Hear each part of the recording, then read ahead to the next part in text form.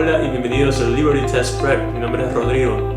En este video, que es parte de nuestra serie introductoria al GMAT, estaremos viendo de qué se trata el GMAT y cuál es su contenido. El GMAT es el Graduate Management Admission Test, un examen en inglés estandarizado requerido por muchas de las universidades y escuelas de negocios más prestigiosas del mundo, especialmente para sus programas MBA.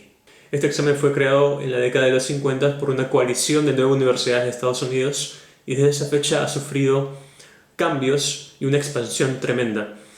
En cuestión de expansión, el GMAT actualmente es reconocido por casi todos, virtualmente todos, los programas MBAs o de finanzas de las universidades más importantes en el mundo, y anualmente se toman alrededor de 250.000 exámenes.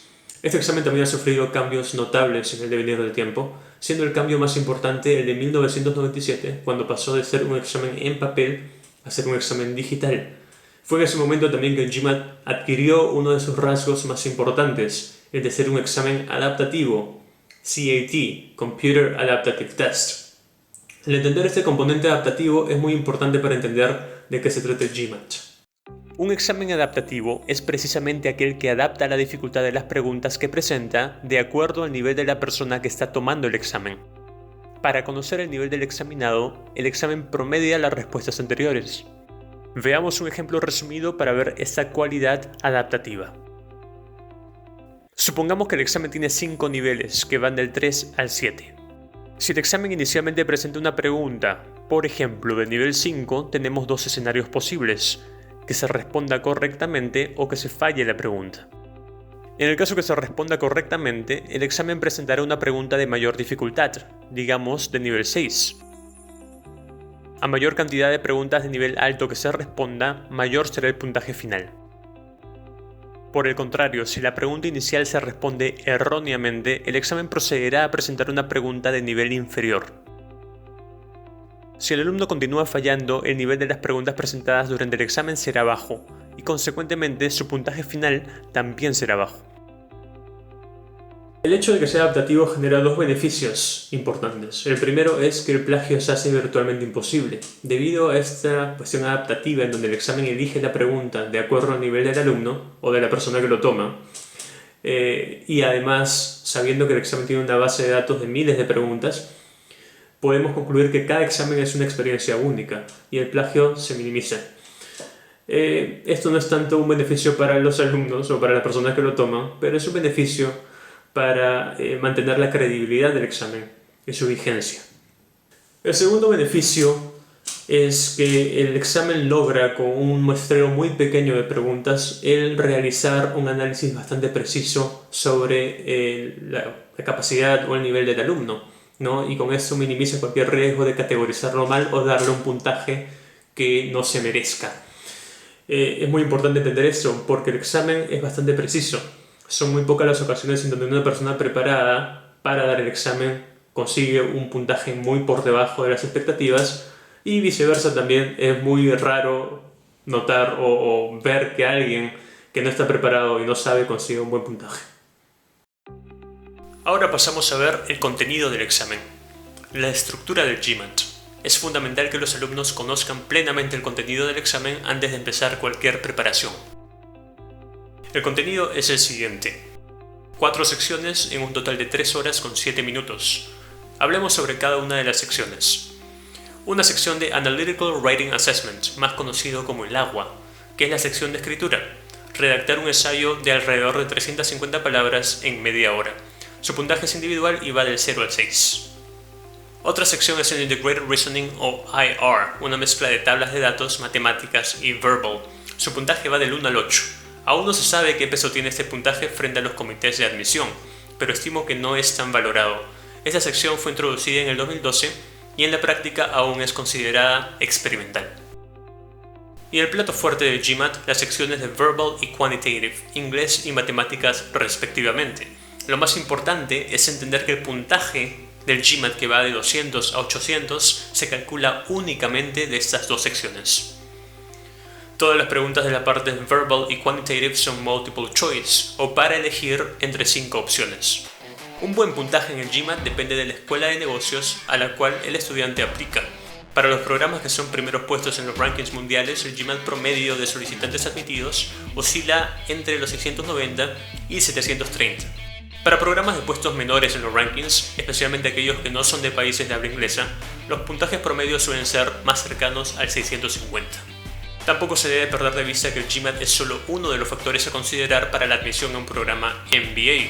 Otros factores son los ensayos, la experiencia laboral y académica, entrevistas, cartas de recomendación, etc. Históricamente, un puntaje por encima de 700 se ha considerado como el puntaje dorado, suficiente para solicitar admisión en cualquier programa del mundo. Otro punto importante que se puede ver en esta tabla es el factor del límite de tiempo. En sí, el contenido del examen no es nada del otro mundo, pero responder las preguntas en el tiempo propuesto es quizás la dificultad más grande que enfrentan los alumnos. Durante toda su preparación deberán aprender las técnicas necesarias para poder responder correctamente en la forma más breve.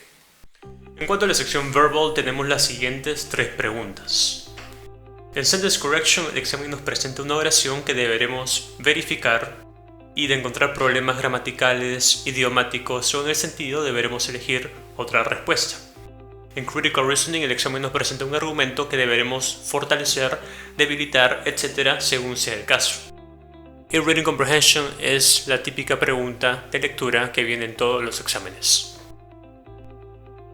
Una de las cuestiones importantes como particularidades de la sección de Verbal es entender que el GMAT no es un examen de inglés, sino que es un examen en inglés, que es muy distinto y genera mucha confusión, sobre todo con las personas que están recién buscando información sobre el GMAT.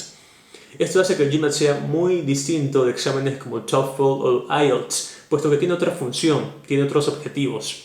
La función de un examen de inglés como el TOEFL, por ejemplo, es comprobar cuál es el nivel de inglés o el nivel de conocimiento de inglés del alumno. El GMAT no tiene ese objetivo. El GMAT ya parte de la premisa de que el alumno conoce inglés y su objetivo es distinto. Su objetivo es ver si el alumno está en capacidad de poder leer argumentos, de poder analizar argumentos o revisar la ortografía a un nivel esperado de un profesional en el campo de las finanzas o el management. Entonces son objetivos distintos. El GMAT toma por dado, da por sentado de que una persona ya conoce el inglés. Y esto podría parecer un poco injusto al comienzo, porque se sabe que el GMAT lo toman personas que son nativos en el habla de inglés, que tienen al inglés como la lengua materna. Entonces podría parecer injusto que una persona en Latinoamérica que no domina el inglés o que habla el inglés como segunda lengua tenga que competir con una persona de Estados Unidos o Inglaterra. Pero no hay que desesperarse. Una de las partes importantes de GMAT también es saber que la parte de verbal no contiene ninguna examinación sobre el inglés hablado o escuchado. Es decir, en ninguna parte del examen GMAT se tiene que hablar en inglés o se tienen que escuchar audios de inglés. Es decir, que todo va a depender de la capacidad de leer, la capacidad lectora en inglés del alumno.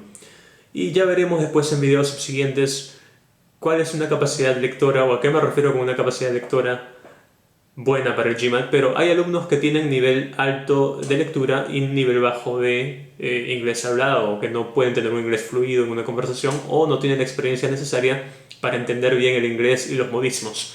Estos alumnos latinoamericanos, que son muchos, son innumerables los casos en donde alumnos que no hablan bien inglés pero pueden leer bien, se benefician bastante y pueden conseguir scores muy altos. Otra de las particularidades de la sección Verbal del GMAT es su comparación con la sección Verbal del GRE. Este es un tema que levanta bastantes pasiones y va a ser tratado en un video aparte, pero para resumir, yo sostengo de que la sección Verbal del GMAT es más fácil para un alumno latinoamericano que el GRE. Y esto básicamente porque el GRE aún mantiene en su examen un tipo de pregunta, text completion, cuyo único objetivo básicamente es conocer o examinar el nivel de vocabulario de un alumno.